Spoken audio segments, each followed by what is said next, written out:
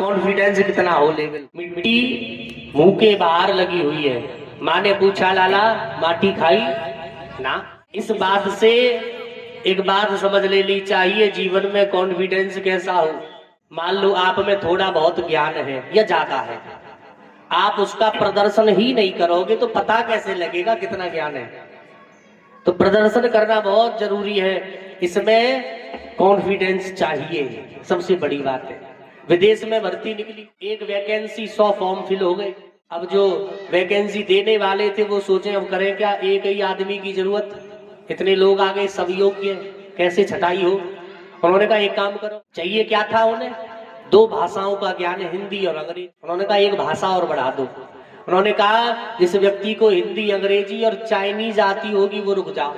सो 50 लोग गायब, फिर भी 50 बच गए। अब क्या करें, और एक और भाषा बढ़ाओ, हिंदी अंग्रेजी चीनी और फारसी जिसे आती है उसको रुक जाए। 3 लोग फिर भी रह गए। नौकरी तो एक ही थी, 2 विदेशी थे एक अपने भारत वाला। दोनों विदेशियों ने पूछा, बोले भाई साहब आपको चारों भाषाएं आती है। अपना वाला बोला भाई सही बात तो ये है कि मुझे तो ठीक से अंग्रेजी भी नहीं आती। खड़े क्यों, खड़ा इसलिए हूं कि इन्होंने अभी 4 भाषा कर दी, ये 5वीं भाषा का अनाउंस और करें तो तुम दोनों भी यहाँ से भागोगे। बचेगा कौन, मैं। नौकरी कितनी, एक, मिलेगी किसे, मुझे। इन्हें क्या चाहिए, हिंदी और अंग्रेजी। सो काम चलाऊ है अपने पास। तो अपना कॉन्फिडेंस लेवल ना गिर जाए कहीं, जो होगा देखा जाएगा। लगन प्रभु से लगा बैठे, जो होगा देखा जाएगा। करने से पहले ही डर जाओ तो मरने से पहले मरना हो गया। अरे कुछ करके मरो।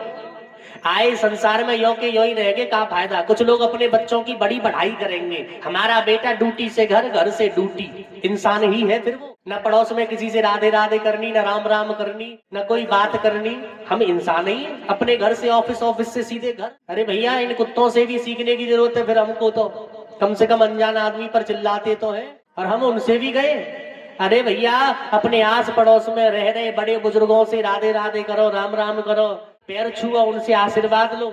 आए और घर में चले गए। 8वें घर में कोई चला गया, पता ही नहीं कौन चला गया। किसी ने पूछा कौन चले गए, पता नहीं।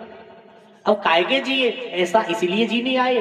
गोस्वामी जी कहते हैं खाना पीना सो जाना ये सब है पशु समाना।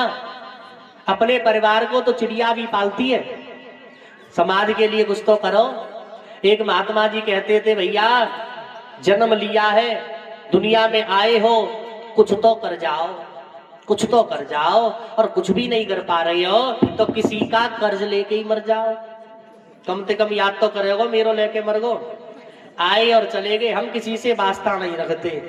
अरे भैया वह इंसान ही क्या जो इंसान के काम ना आए। इसलिए आए हो कुछ तो करो, आपस में मेल जोल बढ़ाओ।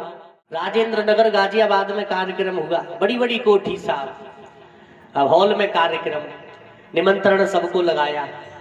अच्छा वहां लोग कथा से खुश नहीं थे, सही बताऊं तो।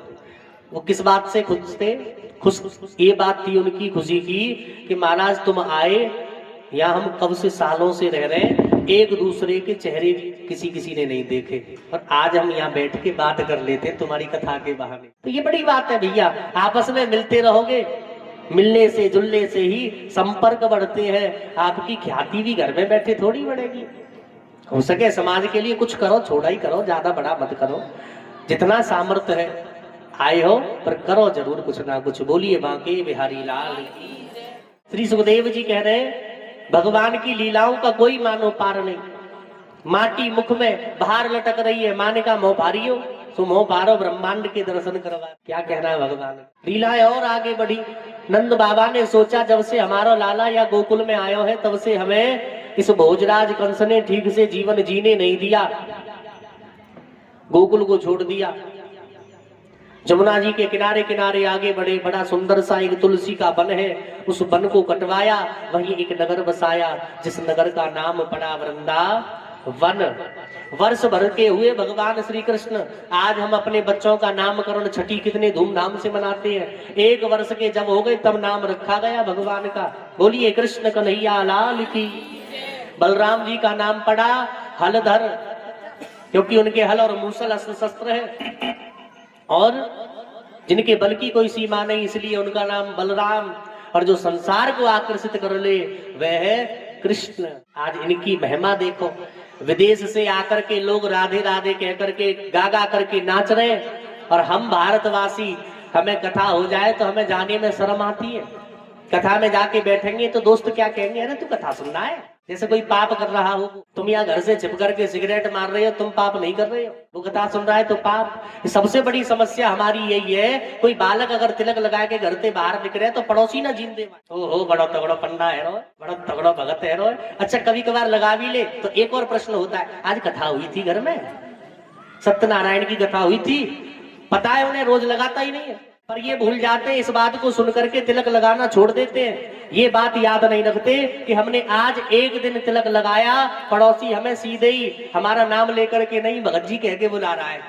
ये बड़ी बात है भैया, एक बार तिलक लगाने में भगत जी बन गए, रोज लगाओगे तो क्या बन जाओगे। अब कथा में आना नहीं। फ्री फायर खेलते रहो, कोई तुम तो यो ना क्यों कहीं खेल लो, आपके माता पिता ही भले कहते कोई ना क्यों कहीं खेल लो। आपसे निवेदन करें, अपने छोटे छोटे बच्चे चाहे यहाँ आए कि अल्लाह ही करें, वो उन्हें लेके आ करो जरूर, चाहे भागा दौड़ी करें, कम से कम कथा के माहौल में तो रहेंगे, जरूर लेके आया करो, ताकि वह भी कथा को श्रवण करें, अपने जीवन में कुछ कथा की महत्वता को जाने, वह भी समझे भगवान श्री कृष्ण क्या है, योगेश्वर है, लीला पुरुषोत्तम तो है, वह योगेश्वर भी है।